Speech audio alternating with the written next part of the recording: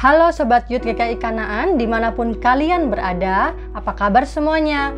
Semoga semua dalam keadaan sehat dan bersuka cita ya. Jumpa lagi dalam Saat Teduh Bareng Yuk di hari Sabtu ini, tanggal 13 Maret 2021, yang mengambil tema Beribadahlah hanya kepada Allah, terambil dari Ulangan pasal 17. Ulangan 17 ini mempunyai 3 bagian teman, diantaranya ayat 1-7 berjudul hukuman mati untuk penyembah berhala, dan ayat 8-13 berjudul pengadilan tertinggi, serta ayat 14-20 berjudul hukum tentang raja.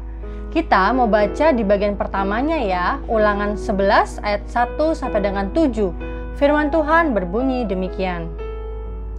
Janganlah engkau mempersembahkan bagi Tuhan Allahmu lembu atau domba yang ada cacatnya atau sesuatu yang buruk, sebab yang demikian adalah kekejian bagi Tuhan Allahmu. Apabila di tengah-tengahmu di salah satu tempatmu yang diberikan kepadamu oleh Tuhan Allahmu, ada terdapat seorang laki-laki atau perempuan yang melakukan apa yang jahat di mata Tuhan Allahmu dengan melangkahi perjanjiannya, dan yang pergi beribadah kepada Allah lain dan sujud menyembah kepadanya, atau kepada matahari, atau bulan, atau segenap tentara langit, hal yang telah kularang itu, dan apabila hal itu diberitahukan atau terdengar kepadamu, maka engkau harus memeriksanya baik-baik. Jikalau ternyata benar dan sudah pasti bahwa kekejian itu dilakukan di antara orang Israel, maka engkau harus membawa laki-laki atau perempuan yang telah melakukan perbuatan jahat itu keluar ke pintu gerbang. Kemudian laki-laki atau perempuan itu harus kau lempari dengan batu sampai mati. Atas keterangan 2 atau 3 orang saksi, haruslah mati dibunuh orang yang dihukum mati. Atas keterangan 1 orang saksi saja, janganlah ia dihukum mati. Saksi-saksi itulah yang pertama-tama menggerakkan tangan mereka untuk membunuh dia. Kemudian seluruh rakyat. Demikianlah harus kau hapuskan yang jahat itu dari tengah-tengahmu.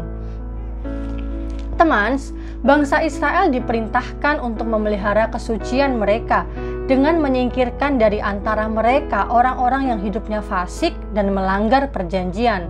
Perjanjian baru juga menuntut bahwa jemaat harus mendisiplinkan dan mengucilkan anggotanya yang terus-menerus hidup di dalam dosa dan kejahatan.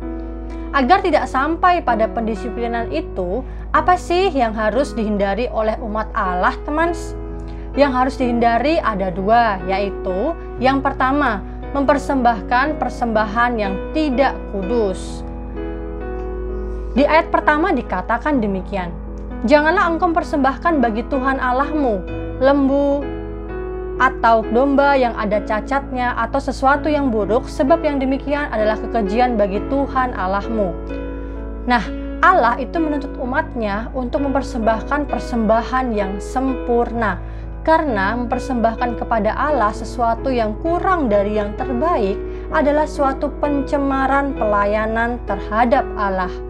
Dan dalam perjanjian baru lebih ditegaskan lagi sebagai persembahan yang hidup, kudus, dan berkenan kepada Allah, terdapat di Roma 12 ayat 1. Dan yang kedua yang harus dihindari yaitu menyembah berhala.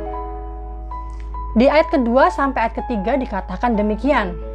Apabila di tengah-tengahmu di salah satu tempatmu yang diberikan kepadamu oleh Tuhan Allahmu, ada terdapat seorang laki-laki atau perempuan yang melakukan apa yang jahat di mata Tuhan Allahmu dengan melangkahi perjanjiannya, dan yang pergi beribadah kepada Allah lain dan sujud menyembah kepadanya, atau kepada matahari, atau bulan, atau segenap tentara langit, hal yang telah kularang itu.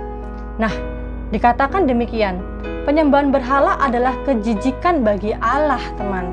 Itulah sebabnya dia memerintahkan kepada bangsa Israel menjauhkan diri dari praktek itu. Dia juga memerintahkan bahwa pembasmian penyembahan berhala adalah tugas dari semua orang yang menjumpainya. Teman, mungkin kita tidak melakukan praktek penyembahan berhala seperti pada masa bangsa Israel, tetapi prinsip-prinsip yang sama dalam bentuk yang berbeda masih kerap terjadi di masa sekarang. Contohnya nih teman, orang yang lebih mempercayakan dirinya kepada materi atau segala apa yang ia miliki daripada kepada Allah adalah suatu bentuk penyembahan berhala.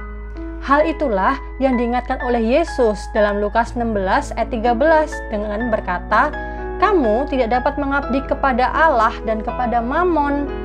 Jadi, Allah menuntut kita untuk memilih Dia di atas segala pilihan yang lain. Nah, teman, hari ini kita belajar ya. Yang pertama, agar kita mempersembahkan persembahan yang kudus buat Tuhan, bisa dengan mempersembahkan tubuh kita buat melayani Tuhan dan sesama. Dan yang kedua yang kita pelajari, kita belajar agar mengutamakan Tuhan di setiap kehidupan kita, agar kita tidak menyembah berhala. Bisa kan guys? Mari kita belajar ya. Tuhan memberkati. Halo teman-teman, itu tadi saat teduh kita hari ini. Hari ini kita belajar dari kisah bangsa Israel tentang beribadalah hanya kepada Tuhan. Dimana teman-teman saat ini kita bisa belajar untuk mempersembahkan tubuh kita, diri kita untuk melayani Tuhan dan sesama. Dan yang paling penting teman-teman, agar kita mengutamakan Tuhan di dalam setiap kehidupan kita. Nah teman-teman, untuk menutup saat teduh hari ini, yuk kita sama-sama berdoa. Tuhan yang baik, terima kasih Tuhan atas penyertaan-Mu kami boleh ada sampai hari ini. Tuhan, terima kasih atas renungan yang boleh kami dengar barusan Tuhan. Ajar kami Tuhan agar kami dapat selalu menempatkan Engkau di dalam setiap kehidupan kami. Pimpin langkah hidup kami Tuhan. Kami mau agar setiap hidup kami hari demi hari kami lewati hanya bersama dengan Engkau. Terima kasih Tuhan, biar nama-Mu kami berdoa dan mengucap syukur. Haleluya. Nah teman-teman, ayo bagikan materi saat teduh hari ini ke teman-teman yang lain, supaya semakin banyak orang yang mendapatkan berkat. Besok kita akan ada ibadah online di YouTube-nya GKI Kanaan. So, pastikan teman-teman kalian jangan lupa ibadah ya. Nanti malam kita juga akan ada Zoom Fellowship bareng. Linknya nanti akan dikirimkan melalui grup WA maupun grup lain kalian. Nah teman-teman, kalian punya pergumulan atau masalah, kalian juga boleh DM Instagramnya Youth GKI Kanaan atau dengerin podcast di Spotify. Have a blessed weekend teman-teman. Tuhan Yesus berkati. Banyak yang mengira pelayanan itu beban, menyakitkan, dan bikin males. Tetapi sesungguhnya pelayanan itu bukan seperti itu. Pelayanan adalah satu hal yang didesain oleh Tuhan untuk kita. Karena ketika Tuhan menebus kita, Tuhan bukan hanya menjadikan kita anaknya, tetapi di sisi yang sama Tuhan juga menjadikan kita hamba-hambanya.